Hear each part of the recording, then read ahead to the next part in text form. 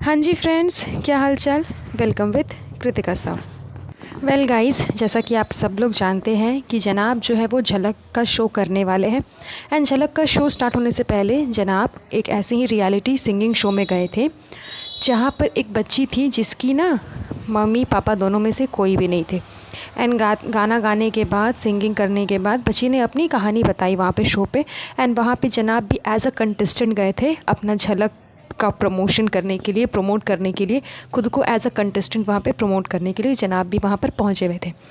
वहाँ पर जनाब ने एक लेक्चर मारा, एक स्पीच दिया कि अगर मीरा रोड में मुंबई में आपका कोई नहीं है तो मैं हूँ, आपके लिए मैं हूँ। आपको कभी भी कोई ज़रूरत पड़ेगी तो सिर्फ मुझे याद कर लीजिएगा, मैं पहुँच जाऊँगा।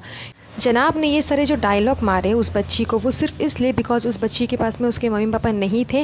एंड जनाब को खुद को एकदम बहुत अच्छा इंसान, बहुत ही ज़्यादा हेल्पफुल इंसान साबित करना था, ताकि उनका जो इमेज है वो दुनिया के सामने बहुत अच्छे से निखर करके आए, जो कि उनके ब्लॉग्स के थ्रू तो निखर करके आ ही रहे हैं। लेकिन ये जनाब का स्टाइल था, जिस स्टाइल में जनाब ने अपने आप को बहुत ही अच्छा प्रेटेंड किया वहाँ पे सबके सामने में।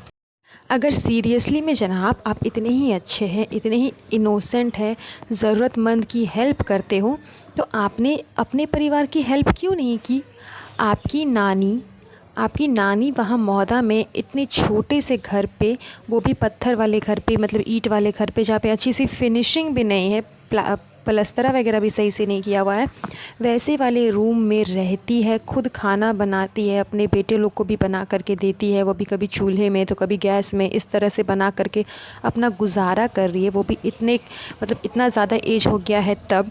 और जबकि आपके पास में खुद मीरा रोड में इतने सारे फ्लैट्स हैं, आपके अलग, आपकी अम्मी के अलग, सासू माँ के अलग, मतलब इतने सारे फ्लैट्स होने के बावजूद, आपकी बहन के अलग फ्लैट्स हैं, 4-4 फ्लैट होने के बावजूद आप अपनी नानी को यहाँ पर ला कर के रख नहीं सकते हो, बिकॉज़ मासूम रिश्ते का सच नानी ने सामने ला कर के रख दिया ना फ्रेंड्स। इसीलिए मतलब कैमरे के सामने में माइक लेकर करके एक बड़े से प्लेटफॉर्म पे किसी शो पे जा कर के 4 लाइन बोल देना बहुत आसान है, लेकिन निजी ज़िंदगी में उस 4 लाइन को पूरा करने में ना गट्स चाहिए, गट्स, अंदर से ना हिम्मत चाहिए जनाब, जो कि आपके अंदर में नहीं है, क्योंकि आप अपने किसी भी फैमिली को अपना मानते ही नहीं हो। अगर मानते तो कुछ ना कुछ तो उन लोगों के लिए ज़रूर करते।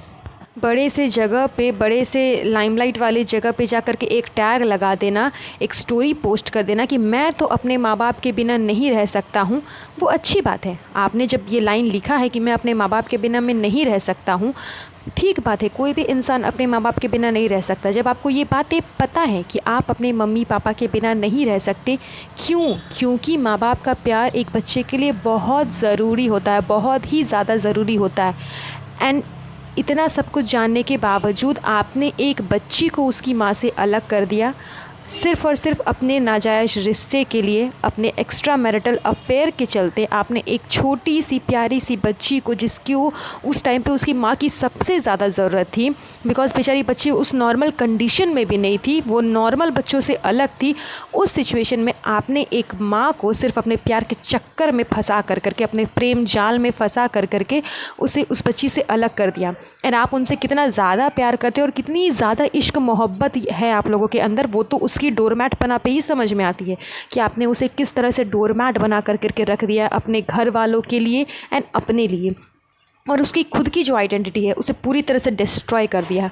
तो आप जो ये लाइनें लिखते हो ना सब जगह कि मैं अपने माँ बाप के बिना नहीं रह सकता, पेरेंट्स की रिस्पेक्ट करनी चाहिए, इज़्ज़त करनी चाहिए, बच्चों को पेरेंट्स के साथ में वक्त बिताना चाहिए, आप पे शोभा नहीं देता। आप तो इतने बड़े एहसान फरामोश है। इनका जो एक भाई है मुँह बोला, जिन्होंने लास्ट टाइम काफ़ी सारे वीडियोस डाले थे इनके लिए, इनके ऊपर में, और उन सारे वीडियोस को इस महाराजा जी ने, इस जनाब ने डिलीट करवा दिया। आई डोंट नो कि कैसे डिलीट करवाया, मगर सारे वीडियोज़ इन्होंने डिलीट करवा दिया। उसी वीडियोज़ में से एक वीडियो ऐसा था जिसमें ये बोला गया था कि जनाब को जो मुंबई लाए थे वो इनके कोई रिलेशन में लगते थे। अब खालू थे, मामू थे, चाचू थे, कौन थे वो क्लियरली नहीं ध्यान में है, लेकिन कोई था, और वही इंसान इनको मुंबई ला करके, मुंबई की इतनी बड़ी जो दुनिया है, इस दुनिया को वही इंसान ने इन्हें दिखाया। एंड जब उनका डेथ का समय आया, जब उनकी डेथ हो गई, तो ये जनाब उनसे मिलने तक नहीं गए उस सिचुएशन में। मतलब आप लोग इमेजिन करो कि जिस इंसान की वजह से आज ये इस मुकाम पर है, बिकॉज़ मोहद्दा में तो ये कुछ भी नहीं था, नल्ला निकम्मा बैठा हुआ रहता था। जब ये मुंबई आया उसके बाद इसने सारी सब नाम, शोहरत, काम सब कुछ हासिल किया। एंड जिस इंसान ने इसे मुंबई की इतनी बड़ी दुनिया दिखाई, यहाँ की इंडस्ट्री दिखाई, यहाँ का सारा काम समझाया, उसी इंसान के अंतिम समय में जब उस इंसान को इसकी ज़रूरत थी, ये वहाँ पर नहीं पहुँचा उसके लिए। तो आप लोग इमेजिन कर लो कि ये कितना गिरा हुआ और घटिया इंसान है, जो 4 लाइनें बोल देता है कैमरा के सामने कि मैं ये हूँ, मैं वो हूँ, ये करूँगा, वो करूँगा। जब असलियत में ज़रूरत पड़ेगी ना, तो दुम दबा करके भागने वाले में से है ये लोग। जो लोग अपने घर वाले के नहीं हुए, अपनों के नहीं हुए, वो दूसरों के क्या सगे होंगे। ये तो अपनी दादी के भी इंतकाल पे नहीं पहुंचा था। मतलब इतनी ज़्यादा नफ़रत है इन लोगों को अपने फैमिली से, अपनी दादी से, कि दादी का भी डेथ हो गया तो ये जनाब वहाँ पर नहीं पहुँचे थे। बाद में ज़रूर गए, बाद में वहाँ पर में ज़रूर गए ये मोहद्दा, लेकिन उस टाइम पर नहीं गए। तो जो इंसान अपनी फैमिली की ज़रूरत के टाइम पर उसका साथ नहीं दे सकता, वो एक अनजान इंसान का क्या ही साथ देगा। वो भी ऐसे इंसान जिससे उसका ना जान ना पहचान कुछ भी नहीं है। सिर्फ अपने आप को महान और बहुत ही अच्छा इंसान साबित करने के लिए जनाब ने ये 4 लाइन जाकर के वहाँ पर बोल दी, ताकि लोगों के सामने बहुत ही अच्छा एक इमेज बने। जो कि सेम चीज़ मैडम साहिबा ने भी की थी नच के स्टेज पे। ईद के समय में ये बनती है, दिवाली में ये बनती है, इसमें ये होता है, उसमें वो होता है, हिंदू मुस्लिम मिला करके जो बहुत अच्छा सा पोयम मैडम ने कहा था कि हमारे घर में ये भी होता है, हमारे घर में वो भी होता है। वो भी सिर्फ लोगों को बेवकूफ़ बनाने के लिए और अपना इमेज क्लियर करने के लिए। एंड सेम चीज़ आज उस चीज़ को जनाब ने भी रिपीट की एंड सेम तरीके से कुछ और वे लाइन को दोहरा दिया अपने आप को बहुत अच्छा साबित करने के लिए। तो खैर ये क्या है और नहीं है, इनकी असलियत अधिकतर लोगों को पता है। अब अगर अंधभक्तों को ये सारी चीज़ें नहीं नज़र आती हैं तो ये उनकी प्रॉब्लम है, लेकिन ये लोग, ये पूरी इब्राहिम फैमिली इसी कैटेगरी की है। सबको सिर्फ अपने आप से मतलब है, अपनी फैमिली के लिए कोई स्टैंड नहीं लेगा, कोई कुछ नहीं करेगा। बस अपनी इमेज को क्लियर करने के लिए मीडिया के सामने, पब्लिक के सामने, बड़े किसी प्लेटफॉर्म पे, इंडस्ट्री में जा कर के 4 लाइनें दोहरा देगा एंड अपने आप को क्लियर कर लेगा कि मैं तो बहुत अच्छा हूँ, मैं तो बहुत अच्छी हूँ। यही इनकी असलियत है। अंधभक्तों को नज़र आता है तो अच्छी बात है, नहीं नज़र आता है तो अंधभक्त बने रहे, हमें क्या ही फ़र्क पड़ने वाला है।